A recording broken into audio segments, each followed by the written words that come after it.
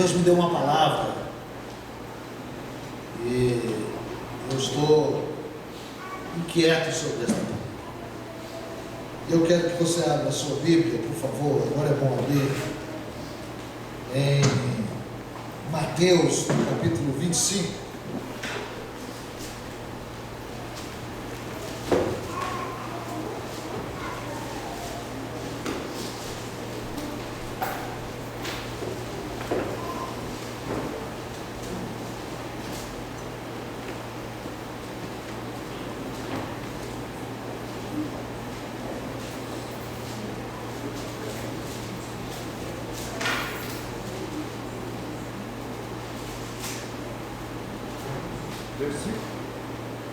Versículo 31.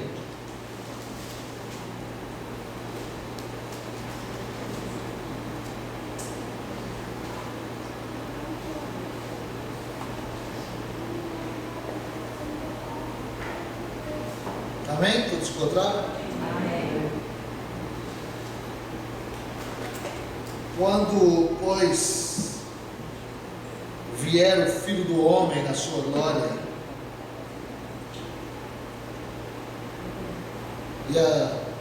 e todos os anjos com ele, então se assentará no trono da sua glória. E diante dele, Jesus está dizendo, serão reunidas todas as nações, isto é, todas as etnias, e ele separará uns dos outros, como o pastor separa as ovelhas dos cabritos, e porá as ovelhas à sua direita e os cabritos à esquerda. Então dirá o rei aos que estiverem à sua direita: vinde, benditos de meu Pai, e possuí por herança o reino que vos está preparado desde a fundação do mundo.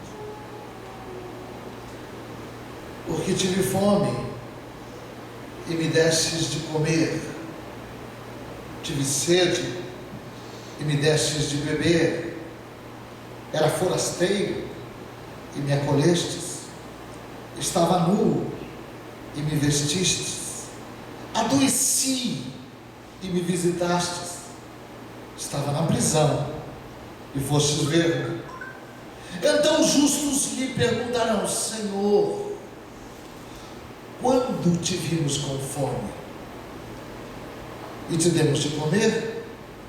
Ou com sede e te demos de beber? Quando te vimos forasteiro e te acolhemos, ou nu e te vestimos?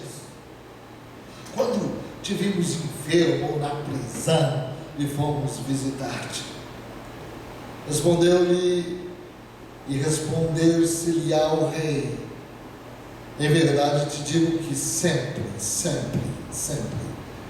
que o fizestes a um destes meus irmãos, mesmo dos mais pequeninos, a mim o fizestes. Então dirá também aos que estiverem à sua esquerda: apartai-vos de mim, malditos, para o fogo eterno, preparado para o diabo e seus anjos, preparado para o diabo e seus anjos. Porque tive fome e não me destes de comer, tive sede e não me destes de beber, era forasteiro e não me acolhestes, estava nu e não me vestistes, enfermo e na prisão e não me visitastes. Então também estes perguntarão: Senhor, quando te vimos com fome, ou com sede, ou forasteiro, ou nu, ou enfermo, ou na prisão e não te servimos? Ao que ele lhes responderá: em verdade te digo que sempre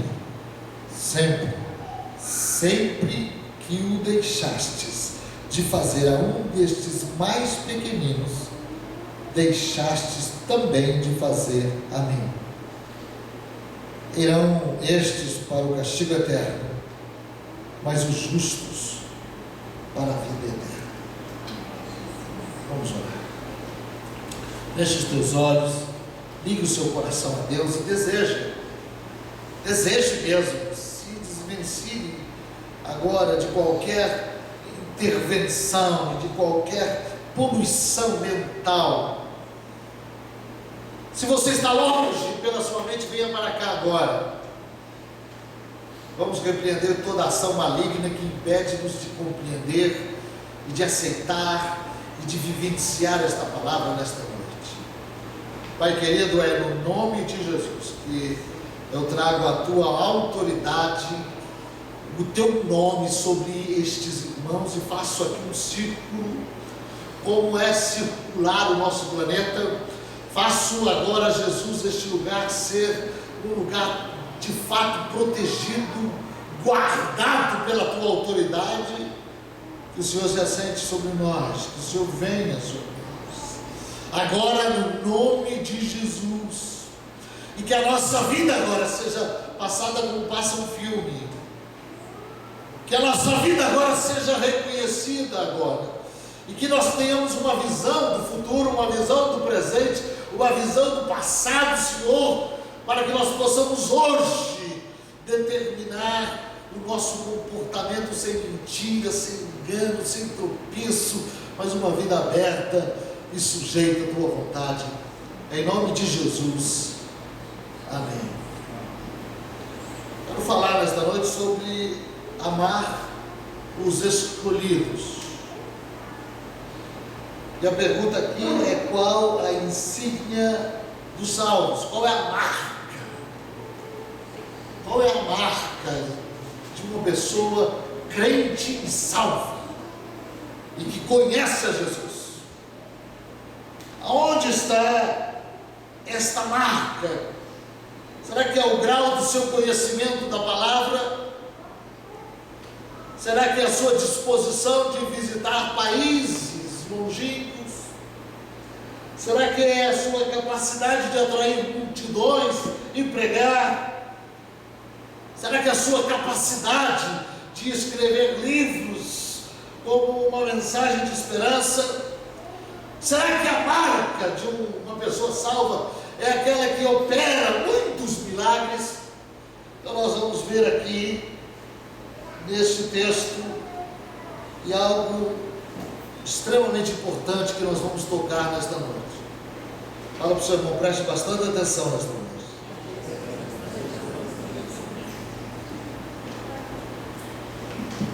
Em uma das minhas leituras, anos atrás,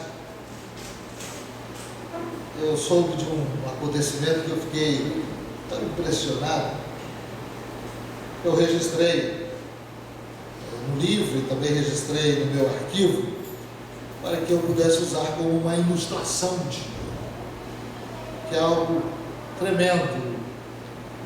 A história que eu li conta a história sobre uma moça da rosa. E a gente vai se admirar quando ouvirmos juntos esta história da sabedoria desta mulher chamada Hope, uma norte-americana. E alguém disse algo interessante, é que se você quiser conhecer a verdadeira natureza de uma pessoa, coloque esta pessoa a observar pessoas e coisas sem muito atrativo, sem muita atração.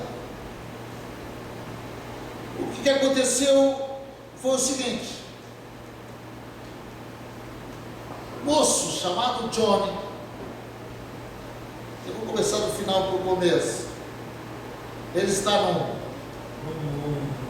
numa praça, num lugar combinado, esperando para se encontrar com ela. Ele está com o uniforme do exército, é um tenente, e ele estava procurando reconhecer ali no meio daquela multidão de pessoas a moça cujo o coração ele conhecia, mas os seus olhos nunca viram. Então, quando começou esse romance? O seu interesse por essa moça aconteceu há mais ou menos 13 meses atrás. Ele estava na Flórida, numa biblioteca,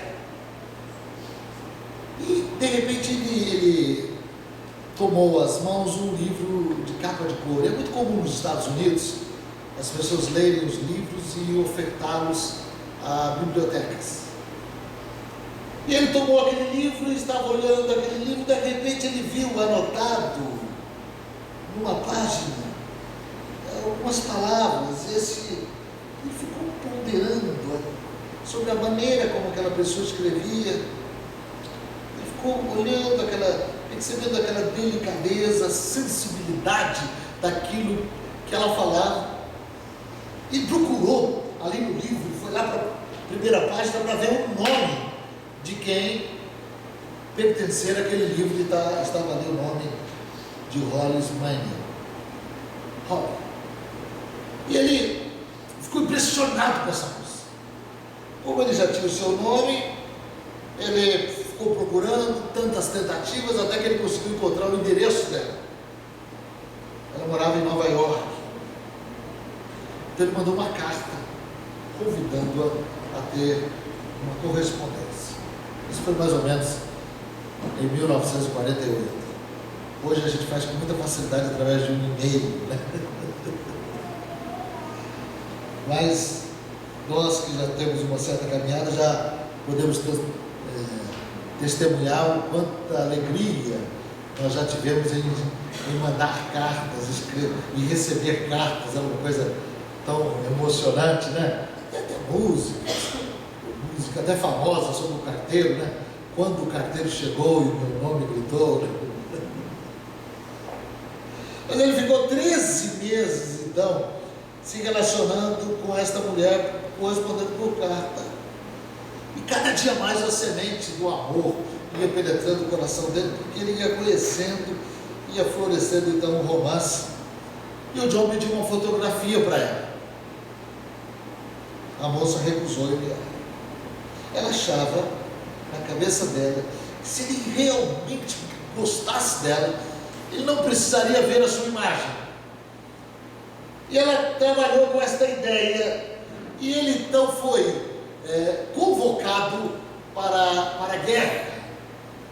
Para a guerra. Então ele passou algum tempo ali na guerra, lá na Europa, atravessou o oceano e ficou ali guerreando, mas mesmo assim ele mantinha correspondência com aquela jovem durante esses 13 meses. E ele voltou, então marcou esse encontro. Agora eu estou entrando naquele momento lá na praça.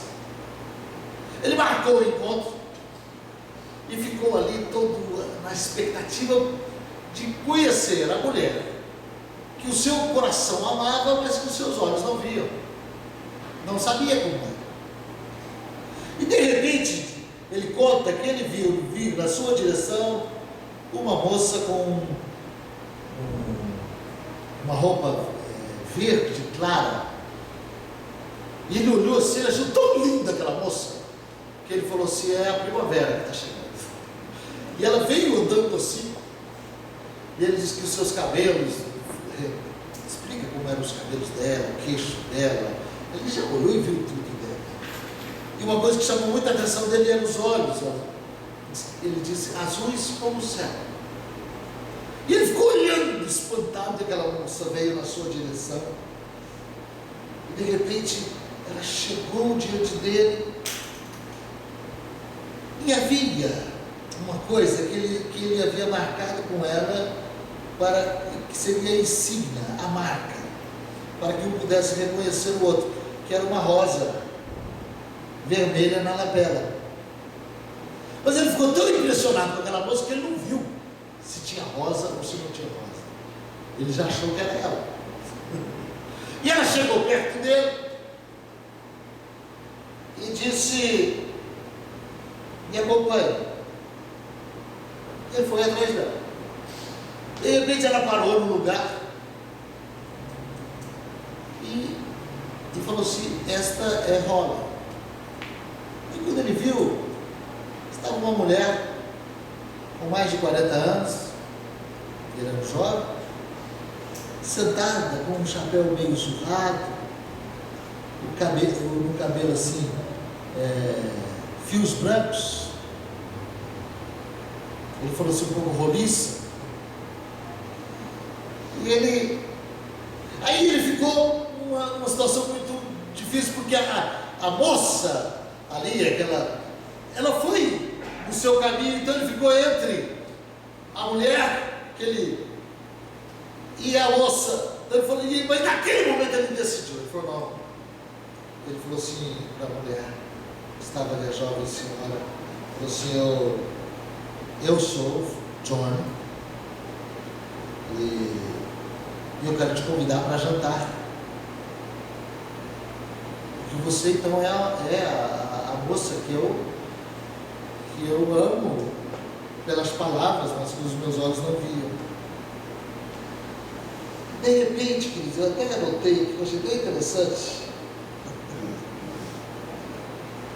Quando ele acabara de fazer o convite de jantar, a mulher deu um sorriso para ele e disse: não sei do que se trata, meu filho, mas a jovem de traje verde, que acabou de passar por aqui, pediu para que eu usasse essa rosa aqui na lapela.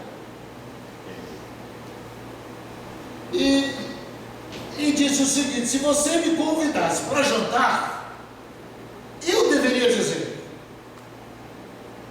que ela está à sua espera no restaurante do outro lado da rua ao lado.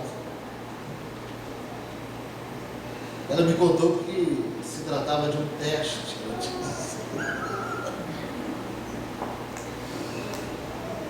Algo sem atrativo, mas ele encontrou ali o amor da sua vida.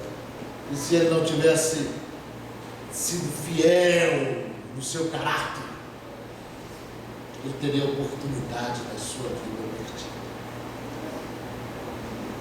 Por que eu estou falando isso? Primeiro eu quero entrar nesse texto e explicá-lo um pouquinho, para você perceber o valor desta pequena introdução. Queridos, aqui é o último sermão de Jesus, e aqui ele está falando não por meio de parábola. Ele não está contando uma historinha para ilustrar algo que vai acontecer ou que está acontecendo. Ele está fazendo aqui uma descrição de uma cena.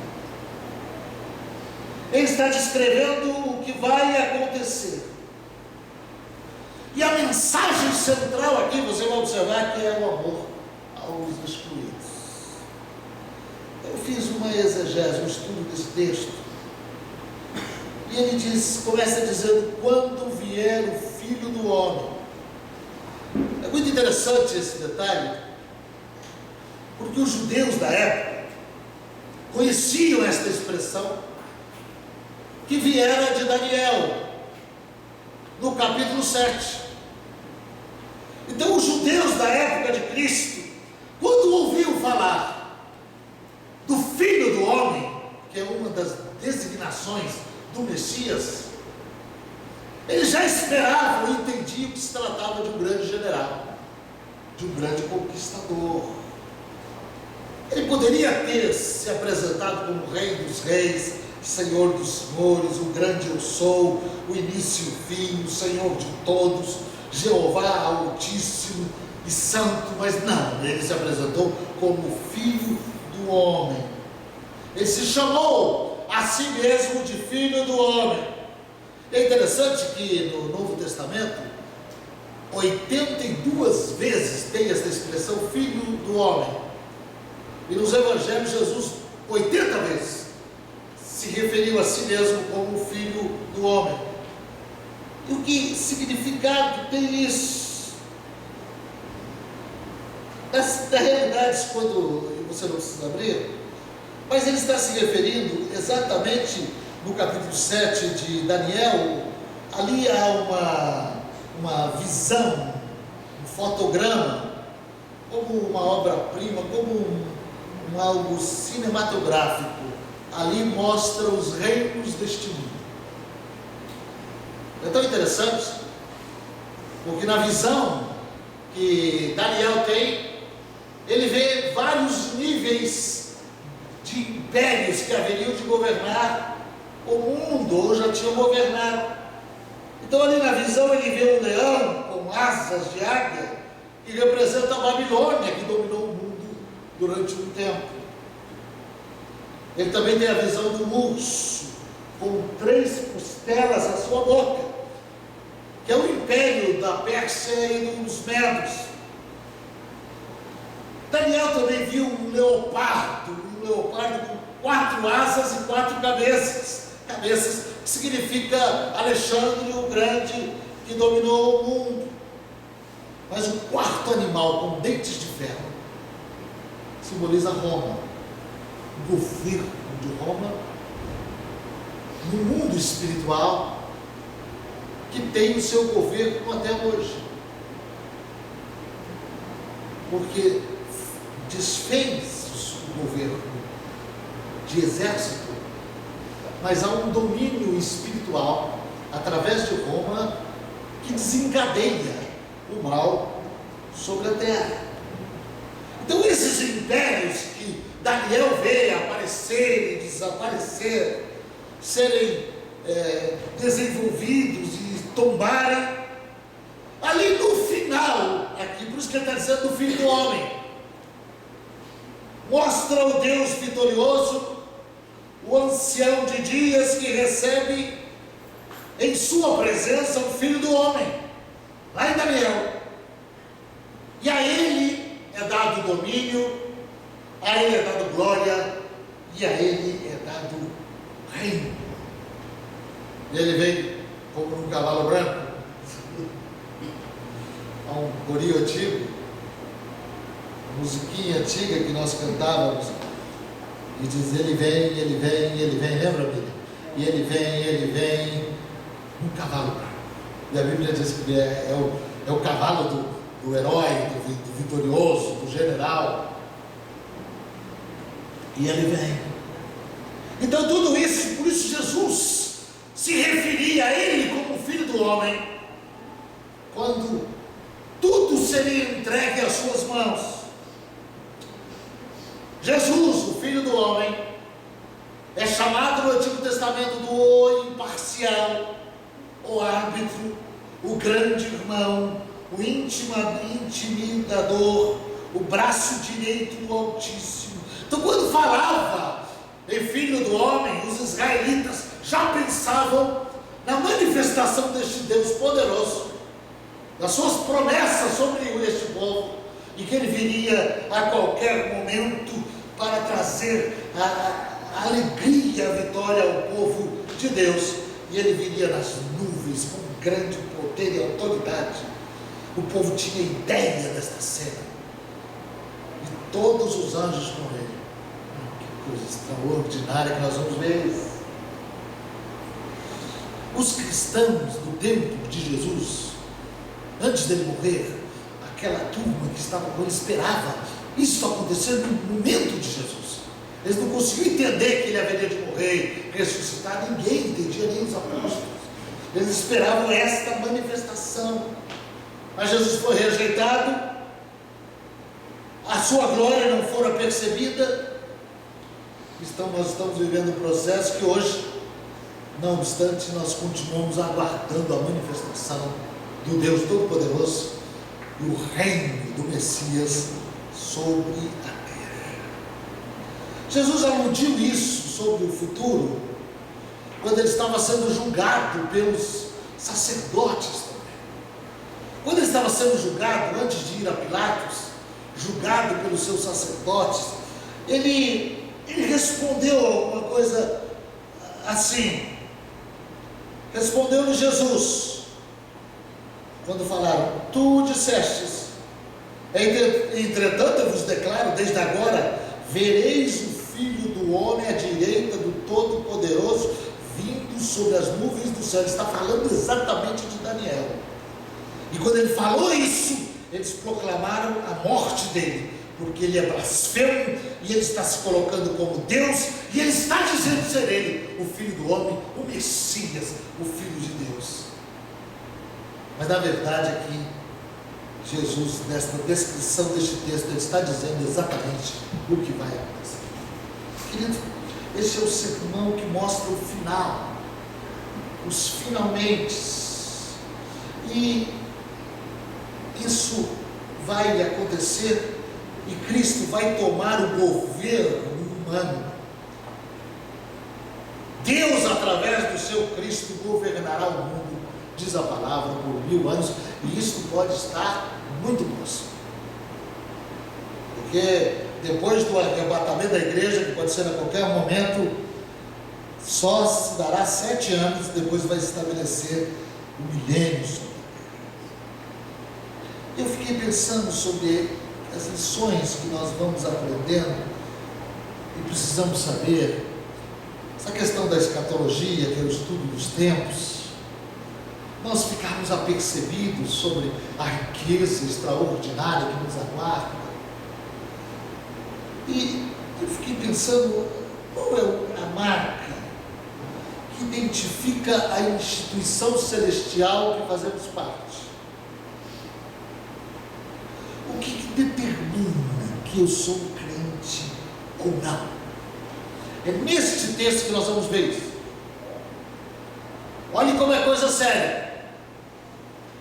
O sinal daquele que é salvo e daquele que não é salvo é o amor aos excluídos. Os excluídos são aqueles que estão distantes de Deus. É o amor pelas almas. Em primeiro lugar, a insígnia dos salvos é o seu amor para com os excluídos. Nesse texto que nós lemos, diz aqui Jesus que à direita do Pai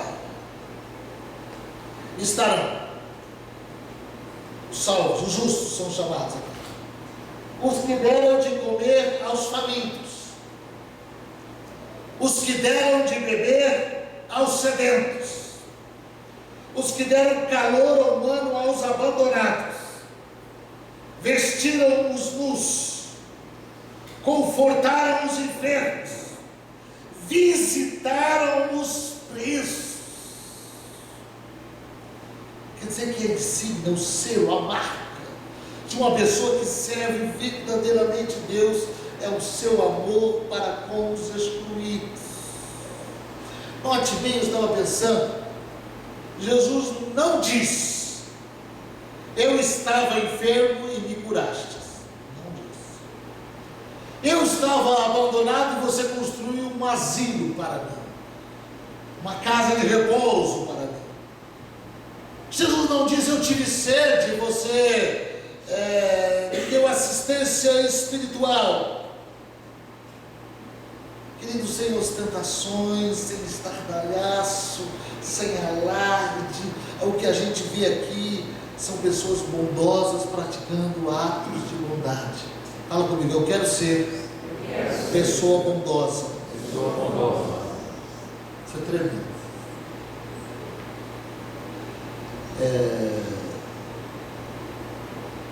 Esse Papa Francisco que nós temos aqui, ele que coordena a Igreja Católica, faz parte dos franciscanos. Os franciscanos foi um movimento que nasceu através de Francisco de Assis, muito genuíno, um movimento de Deus, mas que depois foi fechado, no sentido de eles foram presos a uma só ação, mas ele é um movimento que a princípio foi verdadeiro. E o Francisco de Assis, que não é uma pessoa diferente de você, não é mais nem menos, todos nós somos santos também, a Bíblia diz que todos nós somos santos, mas nós não podemos interceder depois que morrermos pelos outros, por aqui ou por Deus, nós já estaremos no céu em outra dimensão, mas enquanto estamos aqui na terra, podemos interceder. Fala comigo. Eu posso interceder hoje. Francisco de Assis era um homem de uma família rica, abastada. E ele teve essa visão de ajudar os pobres num momento que a Europa vivia um caos. E o movimento de assistência era uma necessidade muito grande, e a igreja tornara-se rica. O dinheiro que é trazido à igreja não é para guardar, e também não é para enriquecer uma pessoa, nem um líder. Esse dinheiro é para ser utilizado na obra de Deus e ser utilizado devidamente. Não é para comprar fazenda, não é para comprar empresa, não é para fazer parte de condomínios. É um dinheiro que deve ser utilizado estritamente na obra de Deus. E esse homem começou a perceber isso, porque a riqueza estava sendo concentrada na igreja, em Roma. Então ele tomou uma decisão, abandonou a cidade e saiu evangelizando, pregando o evangelho e criando circunstâncias, pedindo coisas para que pudesse assistir aos pobres.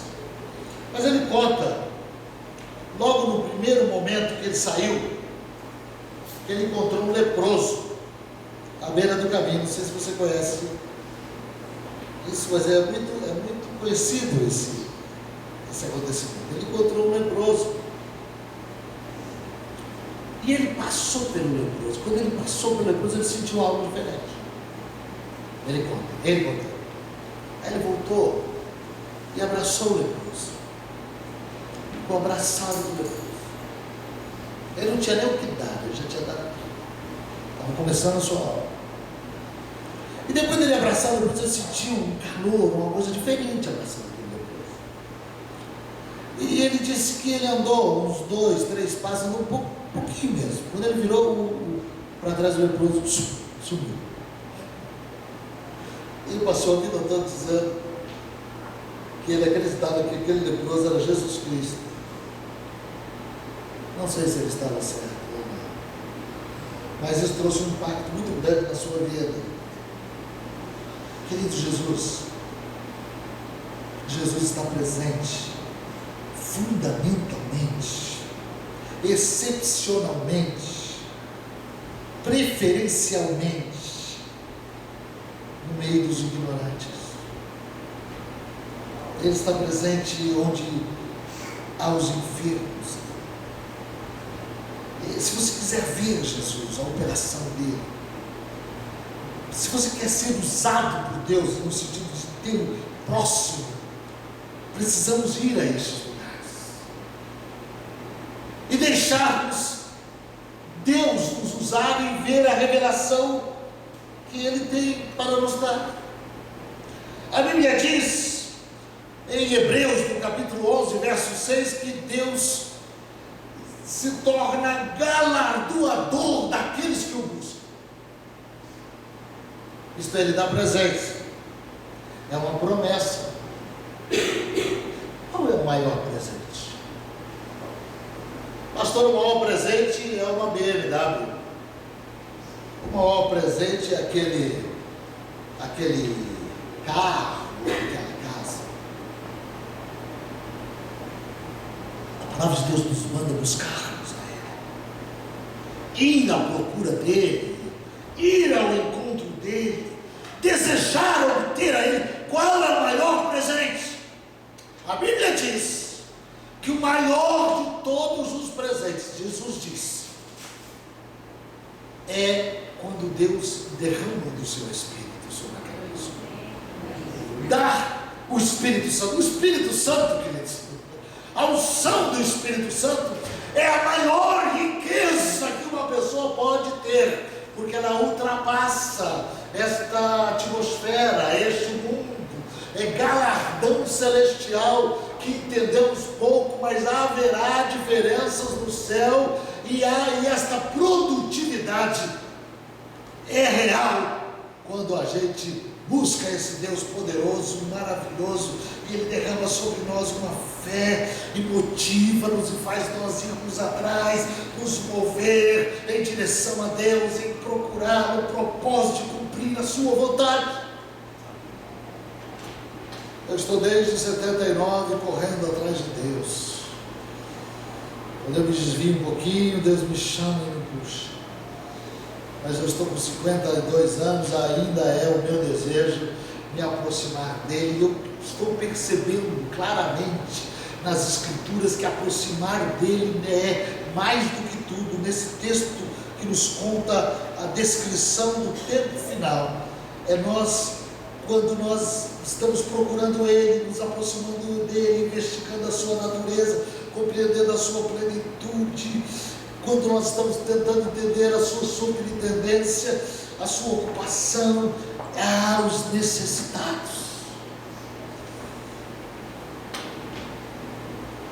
Eu quero que Deus faça uma revolução na minha vida. Eu já tive muitos anos, um mover tão profundo no meu coração, que eu andava pelas praças, pelas rodoviárias, pelos ônibus, por todos os lugares onde eu estava pregando o Evangelho.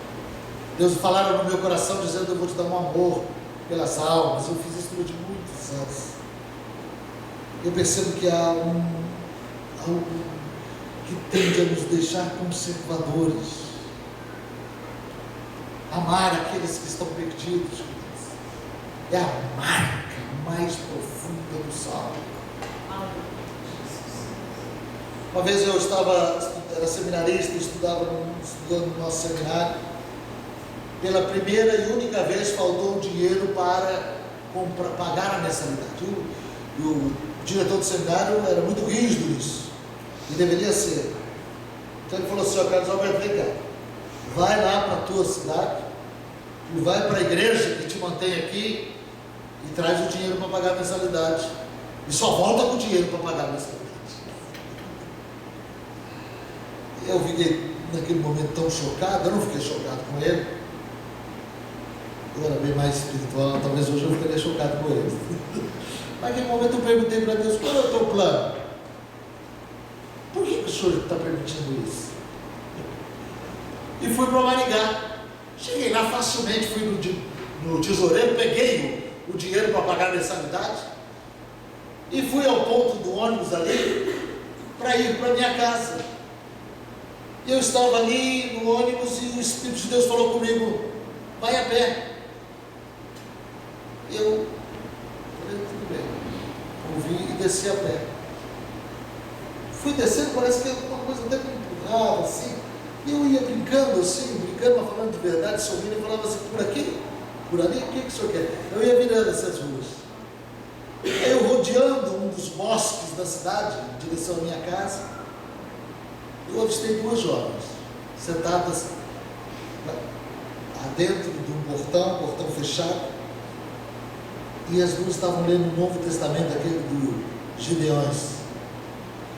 E eu passei e ouvi uma dizendo assim: você entende o que você está lendo? E a outra disse: não estou entendendo, não entendo, e também não sei explicar. Uma delas eu conhecia, tinha estudado comigo. E eu parei e falei: mas eu posso explicar. Havia um problema muito sério ali que a gente viu. Mas foi uma experiência extraordinária o que desenvolveu através disso. Mas a questão da disponibilidade que nós de repente temos, e a pergunta que temos que apresentar a Deus é: por que é que eu estou aqui? Onde é? Por quê? Queridos, deixa eu lhe dar uma boa notícia.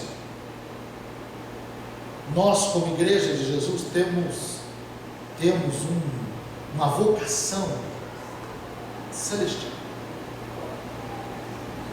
Você pode ser o que for nesta terra. Se você é salvo verdadeiramente, você tem uma vocação acima da tua vocação. E você está ali naquele posto, você está ali naquela casa, você está ali naquele negócio, você está ali naquele juizado, você está ali naquela empresa. Acima de tudo, o entendimento precisa ser esse: eu estou representando o reino de Deus, e Deus me mandou procurar e amar e auxiliar os excluídos. Fala comigo, eu faço parte de um grande exército. E a minha verdadeira vocação é celestial. Eu gosto muito do comentário de Lutero exatamente sobre isso, quando Jesus disse assim: em verdade vos digo que sempre que fizestes a um destes meus pequeninos irmãos, a mim me fizeste. Nós lemos isso, presta atenção, estou terminando. Lutero, quando foi comentar esse versículo, ele disse assim, escreveu: aqui embaixo diz Cristo, vocês me encontrarão no meio dos pobres. O céu é alto demais para que alguém possa me alcançar, e é forçoso a vocês subir. É difícil subir, é inútil subir a mim neste momento. Então o que está querendo dizer? Nós temos que ter compaixão. Fala para o seu irmão, você precisa ter compaixão. É ordem divina. Imagina que se o pobre, se fosse escrito na testa do pobre, quando eu falo pobre, eu não só estou me referindo sem recursos financeiros, mas uma pessoa pode ter muitos recursos financeiros e ser miserável, pobre, cego e nu. Aquela pessoa violenta, intransigente, aquela pessoa rebelde, é pobre e miserável. Queridos, é tão interessante eu saber disso, e eu ser uma pessoa que está atenta. Eu tenho me preocupado muito com isso, queridos. Deus coloca você do lado de uma pessoa.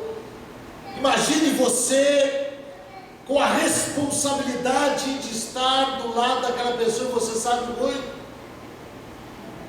e de repente você está tão angustiado, tão preocupado, tão voltado para os seus problemas, que você tem até vergonha de dizer que é crente. Deus vai cobrar isso. Nós precisamos estar preparados para a palavra de Deus. Fala comigo, eu preciso estar preparado. Em segundo lugar, a mensagem de Jesus aqui é arrebatadora. A maneira como você trata é a maneira como me tratas. É isso que Jesus fala. A maneira que você trata o teu excluído, a maneira que você trata aquela pessoa que está do teu lado, que está morrendo, que está sendo levada, que vai a qualquer momento se deslizar e vai cair lá para o inferno, é a maneira, Jesus, como você trata. Eu gostaria que ele dissesse outra coisa. Eu gostaria que ele dissesse que a marca do salvo, que a insígnia do salvo era outra coisa. A quantidade de livros que leu, escreve, sermões que pregam, pessoas que conseguem atrair, mas essas palavras são muito fortes. Jesus está presente no meio dos sofredores. Você quer ver Jesus? Você quer ver a presença dele perto de você? Vai a um asilo.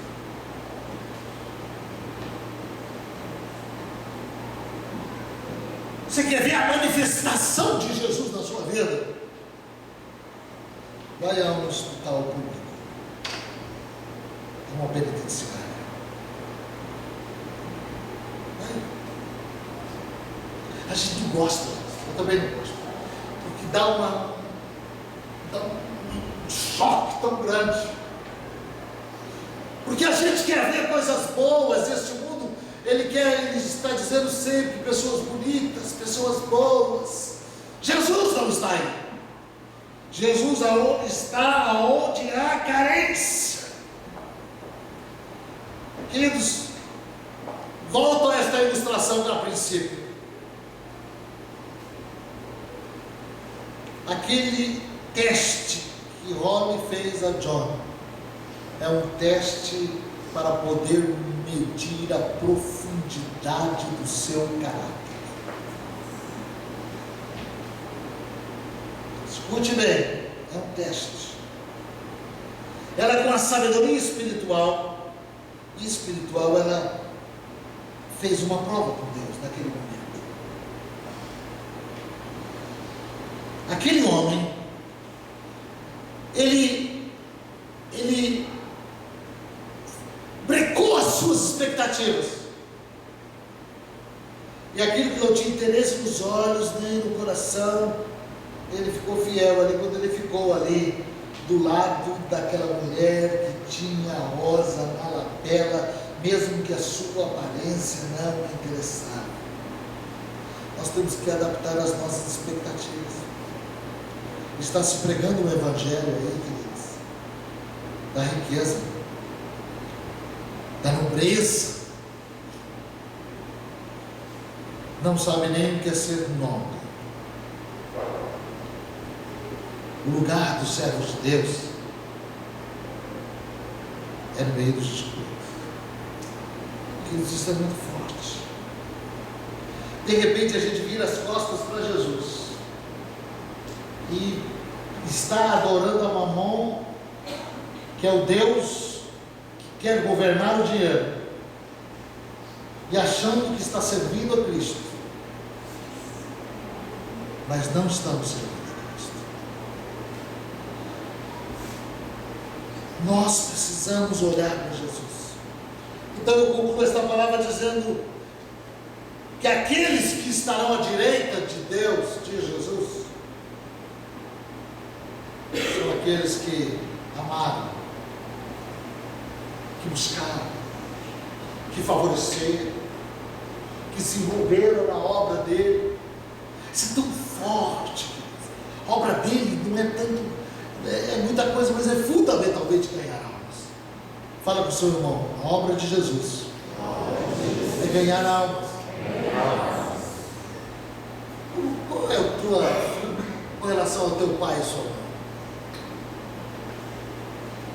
Os teus parentes, você sabe que eles vão para o inferno se não conhecerem a Jesus?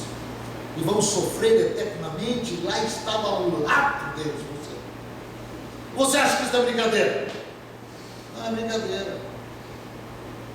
Nós precisamos nos mover com o coração genuíno, consertar a nossa vida,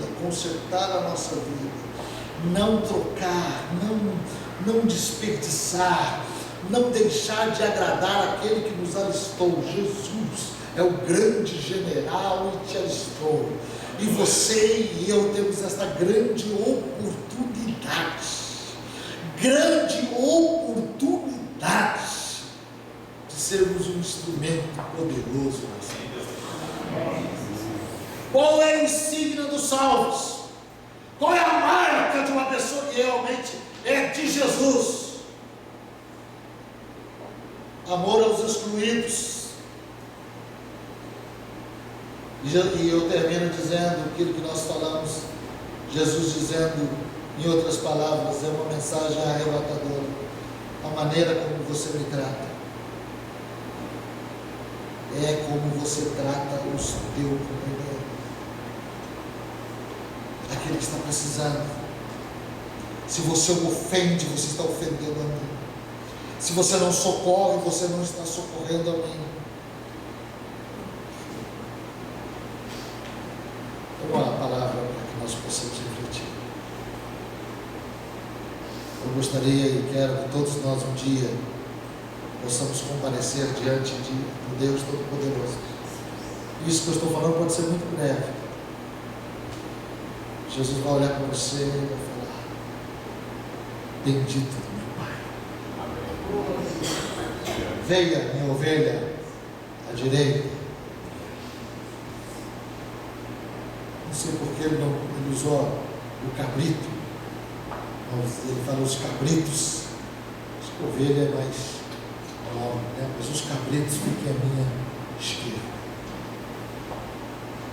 Você viu ali uma expressão que eu fiz aí, que eu disse assim: vocês vão para um lugar preparado para o diabo e seus anjos. Você ouviu o que Jesus falou?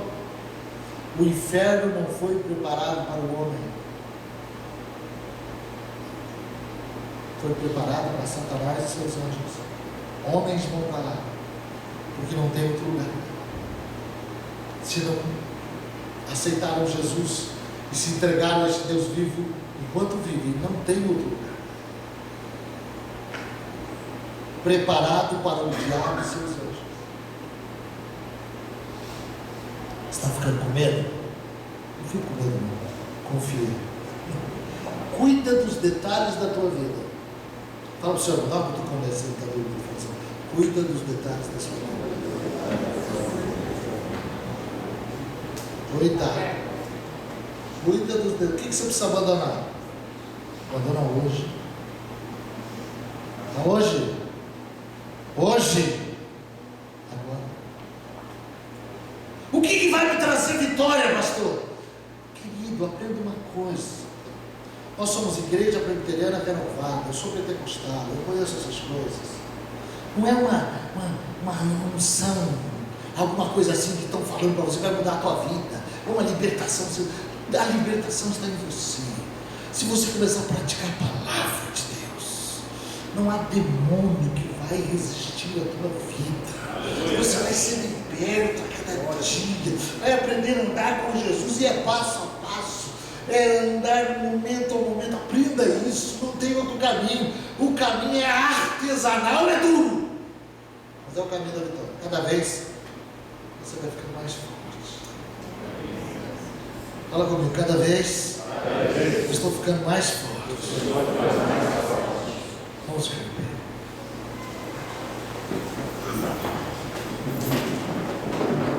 Quero orar sobre isso que nós pregamos. Nós vamos ter a ceia agora. O que você precisa deixar hoje no altar?